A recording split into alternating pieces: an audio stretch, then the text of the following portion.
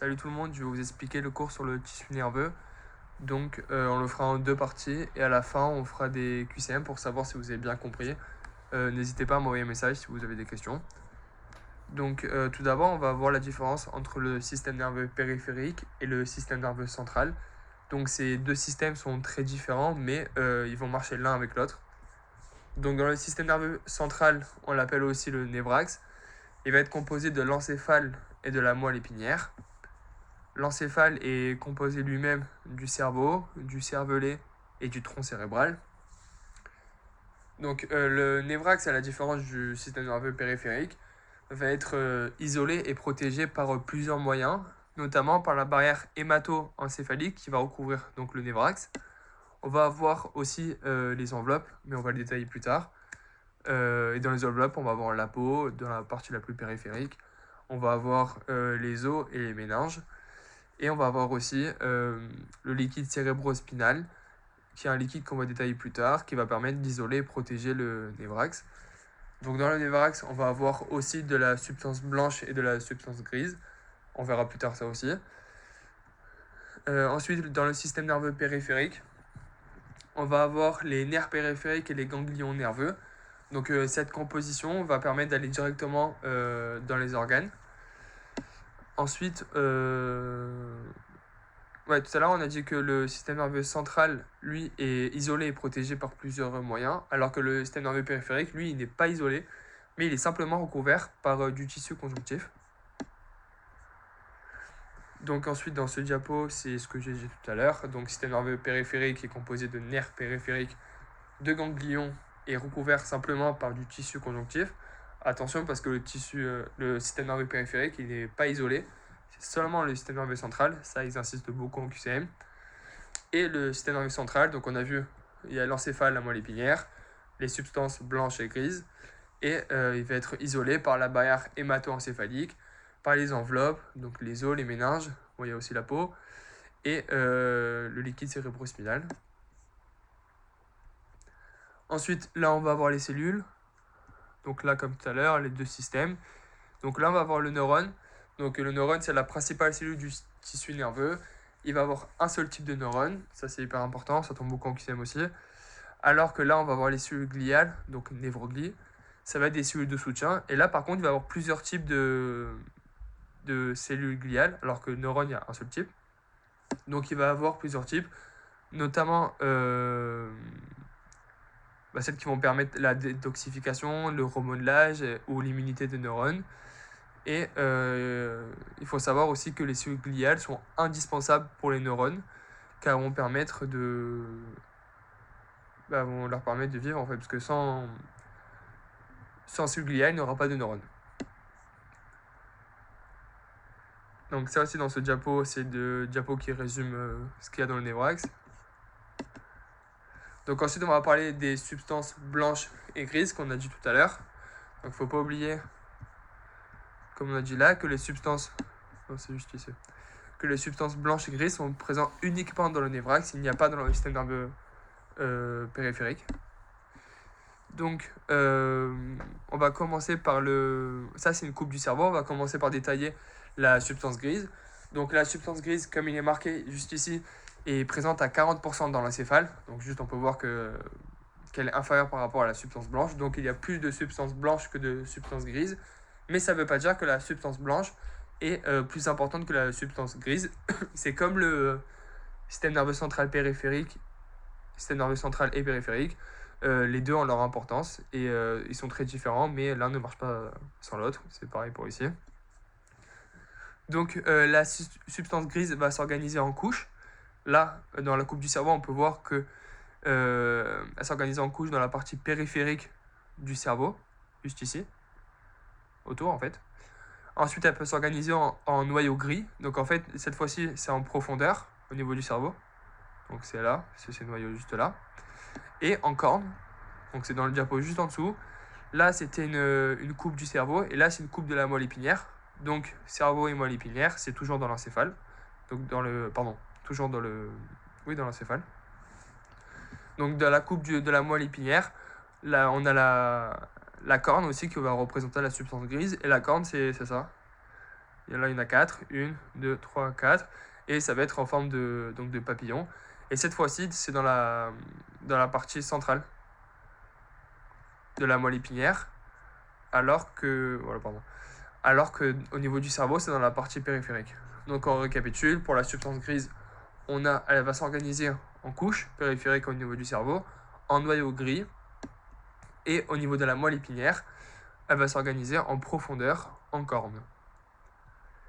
Donc la substance grise, elle va contenir notamment, juste ici, là c'est la substance grise, ici c'est la substance blanche. Donc la substance grise elle va contenir les somas. Donc les somas, on peut les voir juste là. Hop. Les somas, c'est les corps neuronaux en fait. C'est le corps du neurone.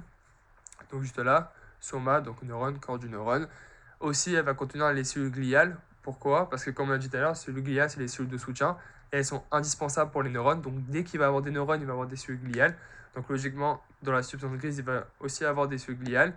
Il va avoir aussi des neuropiles. Névroglies, c'est glial. Hein. Il va avoir aussi des neuropiles. Les neuropiles, c'est tout ce qui n'est pas, en gros, le corps cellulaire. Ok. Ensuite, ce qu'on peut dire sur la substance grise, c'est qu'elle permet donc d'intégrer et de traiter les informations. Dans le cours, il la compare à un ordinateur du système nerveux qui permet donc d'intégrer tout ce qu'elle reçoit. Et on verra après qu'elle va recevoir notamment ces informations grâce à la substance blanche. Et la substance grise est majoritairement présente. Elle est présente dans tout le long de la colonne vertébrale, mais au niveau cervical, au niveau lombaire, elle est beaucoup plus présente, notamment parce qu'au niveau cervical, elle va permettre de contrôler le membre supérieur, et au niveau lombaire, elle va permettre de contrôler le membre inférieur. Ok, donc là maintenant, on a fini pour la substance grise. On va parler de la substance blanche. Donc la substance blanche, là, est présente à 60% dans l'encéphale. Donc, pardon. Ok. On peut voir qu'en fait, c'est presque tout l'inverse de la substance grise. Juste ici. Donc, la substance blanche va s'organiser en faisceaux, en commissures et en cordons. Donc, les cordons, c'est ça. Là, tout à l'heure, on avait les cordes de la substance grise, juste ici, qui représente le papillon. Et les cordons, c'est au niveau de la moelle épinière. Et c'est en fait ce qu'il y a à l'extérieur des cordes. Donc, la substance blanche, elle va contenir, là, c'est la substance blanche, elle va contenir des axones myélinisés. Donc la myéline, c'est couleur blanche, c'est pour ça qu'il y en a qui disent que c'est la substance blanche. Donc elle va aussi contenir les cellules gliales, névroglies, comme tout à l'heure, parce qu'il y a des axones. Donc on rappelle, les neurones ne peuvent pas fonctionner sans les névroglies. Et cette fois-ci, la différence de la substance grise, il n'y a pas de corps neuronaux, c'est-à-dire qu'il n'y a pas de soma. Donc là, c'est un petit récap de substance blanche et grise. Donc comme on a dit, substance blanche, elle va permettre... Ah ouais, ça on n'a pas dit, pardon. La substance blanche, elle permet de la connexion, en fait. C'est elle qui va faire la connexion entre toutes les substances grises. Donc la substance grise, elle va permettre de traiter l'information. C'est l'ordinateur donc du système nerveux. Et la substance blanche, c'est elle qui va permettre de connecter tous ces ordinateurs. Donc dans l'encéphale, elle est dans la partie interne. Et dans la moelle, dans la partie externe. Donc là, on le voit là.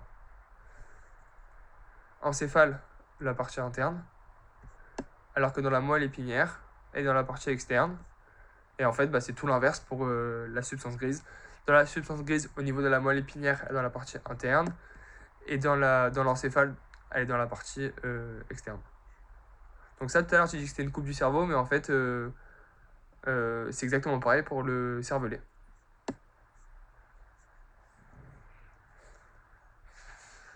Donc ça, c'est bon. Donc on a dit que la substance blanche est composée de commissures, de faisceaux, de cordons, alors que la substance grise, de couches de noyaux de cornes. Et ce qui est important aussi à comprendre à la fin, c'est que les somas, donc les corps neuronaux, sont présents uniquement dans la substance grise. Et en fait, au niveau de la substance blanche, il y a seulement les axones. Donc en fait, là, on le voit. Ça, en fait, c'est le soma. Tout ça, c'est le neurone.